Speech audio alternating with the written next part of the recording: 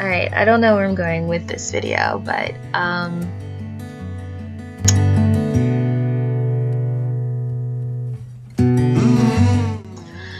so Charlottesville has really truly, the events that have gone in Charlottesville and the protests that have been happening from that, out of that, have really truly brought racism to the forefront again. And it's a conversation, a topic of sorts that I have found that I am having these conversations with my friends who are not Black. And I happily have these conversations because I think it's important and it's crucial to have these conversations with people. If you have friends who are Black or brown or minority, considered to be a minority anyway, have these conversations, ask questions, because it helps you to better understand other people's experiences. And a lot of times, because we don't experience things, we don't know that this is an experience that other people may be going through or have gone through. So that's why I try to have an open dialogue with my friends. So if they have questions or what have you, or they just simply don't understand because their reality is different, because they can walk in the world as a non-minority person, and there's things that you expect, and there's things that I expect as well, or I'm not surprised about. A couple of weeks ago, I think it was last month, Procter & Gamble, they released this commercial about the talk, and it was talking about how generationally over the years these conversations are had between a child and their parents. And in this commercial, it was focused on the mother because, I mean, at the end of the day, it was a commercial, and marketing was geared towards women. So they were speaking to women in that commercial. So that's why it was focused on the women having these conversations with their children. And so, they were talking about different things. They talked about being called the N-word. They talked about being looked at as not being as attractive compared to what is considered to be the standard of beauty, and being racially profiled. So it talked about all these different things that I myself had conversations. I've had these talks with my mom and my grandmother, my uncles, my family. We have these talks still to this day. Like, I've had to have this conversation with my niece about her feeling like she's less worthy of being accepted and loved and not being bullied in school by someone who is targeting her because she's a minority. These are conversations that are still had to this day. And yes, the conversation changes. It has changed slightly. I think there's more tolerance? Yes. I have an amazing tribe of friends who run the whole range in terms of different racial backgrounds and makeups, and from different cultural backgrounds, different primary languages that they speak as well. So I know it's possible to have these relationships with people who these type of relationships may not have been socially acceptable 20, 30 years ago. And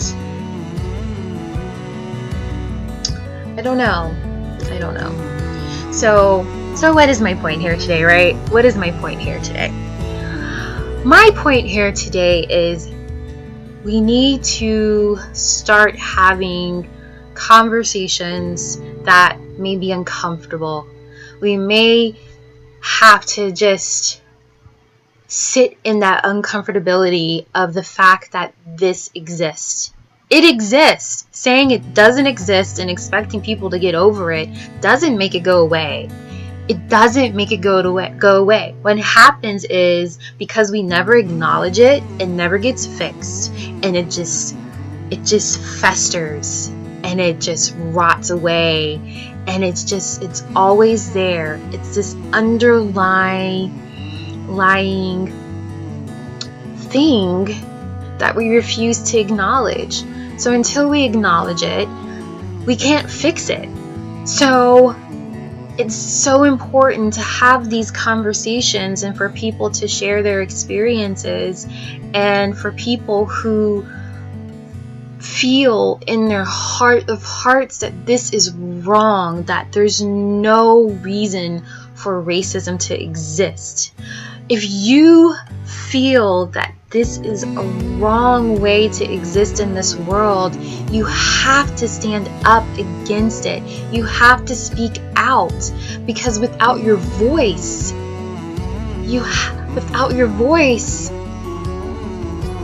those who feel that helpless, that sense of helplessness, that there's no one different, they're all the same, without you stepping up and having the courage to say, no, this is not right, and demonstrating that you're different, your thoughts and your beliefs are different than what other people may perceive as everyone that falls into that category as being. So essentially, it creates this vicious cycle where we think, because no one is speaking up and saying this is wrong, or I don't support this doesn't speak for me and my beliefs, because we don't have people stand up and say that, we think everyone is the same, and we put you into the same category as everyone else. So we're all categorizing people. And it's because we don't want to have these conversations. It's because people just want to just get along to get along. They don't want to rock the boat. Some of them may not feel that they really want to step up and to take a stand against what they see as being wrong. Your lack of acknowledgement of something wrong is a sign of support. When you don't speak up and say, no, this is not right, I don't believe in this, this is wrong, this is so wrong.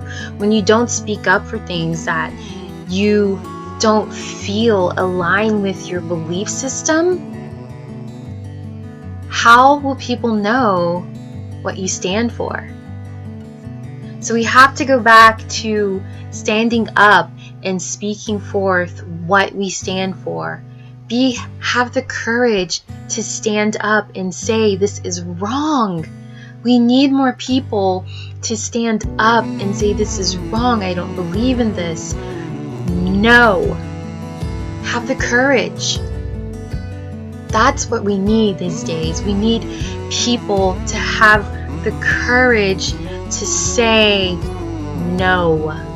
Have the courage to say this is not right. To have the courage to say that you are not coming from a humanistic, kind, compassionate place.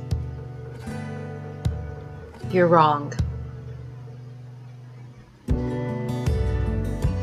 We We got to take a stand. We have to take a stand. We have to. It's so important. I know a lot of people are very frustrated and exhausted by a lot of the things that are going on in our country, in the United States. And I'm not gonna lie, there's moments where I really have to meditate deep, and I have to remember the things that I'm grateful for.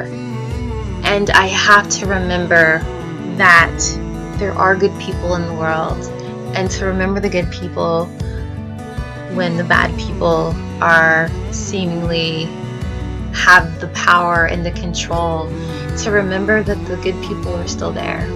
They're still there. I see it every day. I see it every day in the grace of God.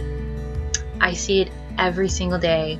I see it every day in the face of a child who sees no color.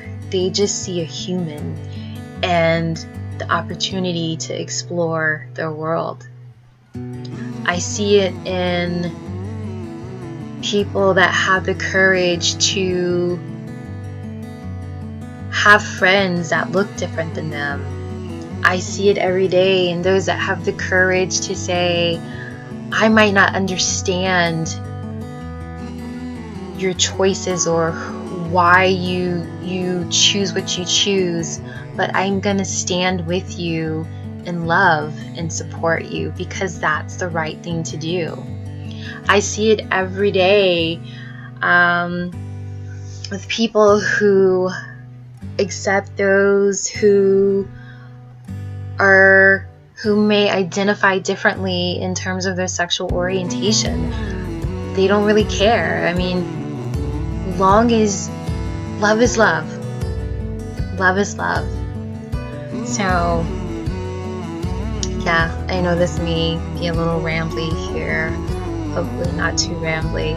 But I just wanted to say that I know that it seems at times that we are in such darkness, and it's in those dark periods that it becomes even more crucial, even more imperative that each of us shines the light that we have within us.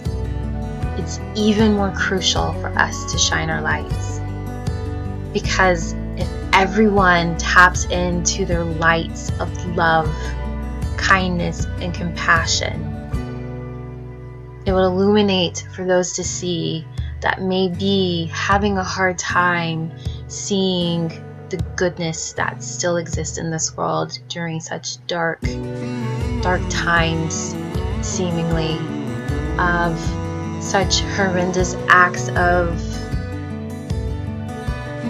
hate. So that is how I am able to get through and process through some of the frustrations that I may be experiencing, or at times may feel helpless in being able to help those or bring about change, and acknowledge that everyone that is valuable. Everyone is of value. Everyone is of importance in this world. So if for some reason your eyes are still watching this or you're hearing this, I see you, I acknowledge you, and thank you for being here today.